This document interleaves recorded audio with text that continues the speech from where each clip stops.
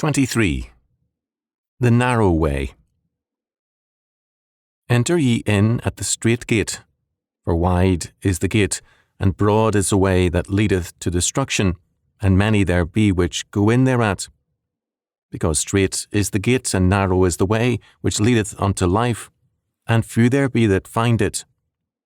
Matthew 7, 13 and 14. In these two verses, our Lord makes use of an ancient common teaching device, the two ways. In one culture after another, men have failed, in terms of their faith, that one way constitutes life, hope, or progress, and another leads to death. Thus Cebes, a disciple of Socrates, held, "Seest thou not a certain small door, and a pathway before the door in no way crowded, for only a very few travel that way, since it seems to lead through a pathless, rugged, and stony tract? This is the way of true discipline."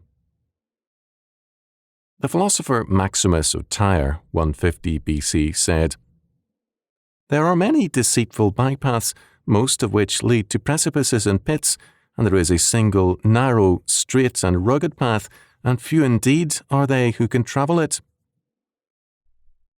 Another example of such teaching is the choice of Hercules. The Greco-Roman two ways stress the way of culture and excellence over the masses of men. Discipline for Cebes was culture. Christian literature on the two ways was also in evidence, most notably in the Didache. Jewish writings also use the concept. Of course, Jeremiah 21:8 is a central example of it. "And unto this people thou shalt say, Thus saith the Lord, Behold, I set before you the way of life, and the way of death." Our Lord thus makes use of a very familiar idea, one well known to all his hearers. He was not thereby confirming a Greek wisdom, nor merely passing on a Hebrew aphorism. Our Lord's use of the two ways is determined not by past usages, but by the context of his use. As such, he gives it a very different meaning than, for example, Cebes. First, our Lord speaks of the two ways immediately after declaring the Golden Rule. "Therefore, all things whatsoever ye would that men should do to you, do ye even so to them, for this is the law and the prophets." Matthew 7:12. It is therefore essentially related to the Golden Rule.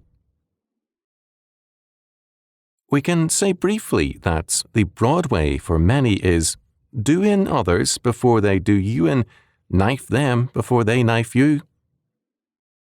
The world sees conflict as basic because it sees chaos as basic to the universe. Such men justify their amoral policies on the ground that such is the nature of reality. They see it as a dog-eat-dog universe, not as God's creation and moral order. The broad way is thus a denial of the Golden Rule and the pursuit of a contrary way. Lip service may be paid to the Golden Rule by the pilgrims of the broad way, but their lives are a constant denial of it. Second, the broad way is commonly seen as the way of toleration and freedom. To follow Christ and Scripture strictly and faithfully is held to be the rigid and narrow way. The premise is that too strong a commitment to anything other than oneself is unwise. Keep your options open and your mind free. The broad way is thus presented as the source of intelligence and rationality, and narrowness is decried. The straightness of the gates and the narrowness of the way that leads to life is in terms of no personal options. The way is ordered by the Lord, not by our tastes. We cannot pick and choose what to believe, as if at a smorgasbord. The Bible is a command book from God the Lord. In 2 Chronicles 18:9 we read that King Ahab sat in a void place, void being a threshing floor or forum, a broad place. He sought counsel which would please him, and he called the truth Micaiah prophesied as evil. 2 Chronicles 18:17. Such is the spirit of the broad way. It wants not truth, but self-promotion and the pleasing word. Our Lord says of the straight way, "Few there be that find it." As Whedon noted, they do not look for it. They see the crowd rushing through the broad gate.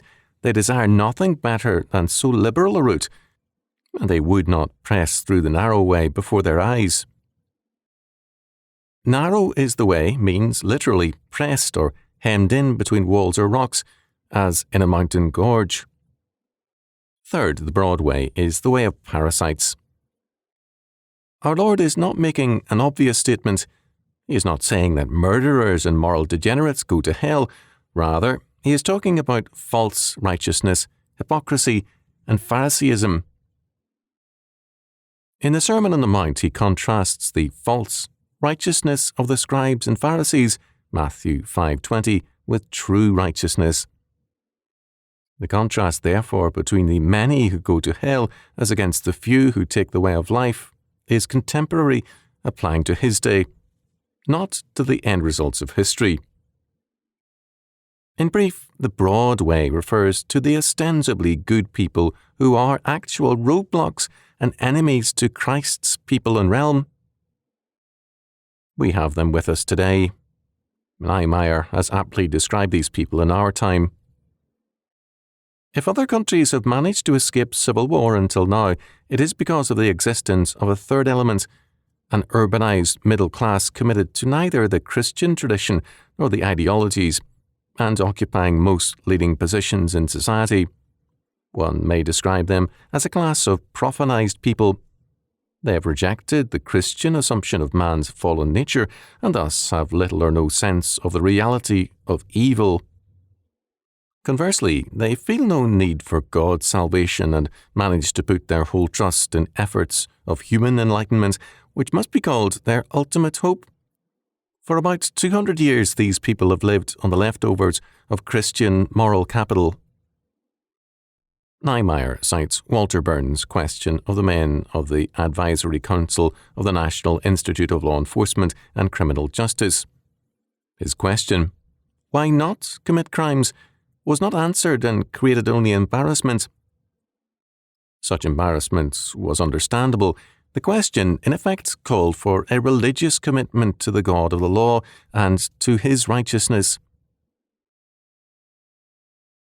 But such a course of non-commitment, the broad way, is the way of death. The straight way leadeth unto life. Leadeth. Apagoosa, means literally leads away, that is, leads away unto life. It leads away from the broad way and from destruction. The straight gate is at the beginning of this road of life. We do not enter into life in heaven, but here and now, as we give ourselves without reservations to the Lord. The test of that commitment our Lord then sets forth. "By their fruits ye shall know them." Matthew 7:20.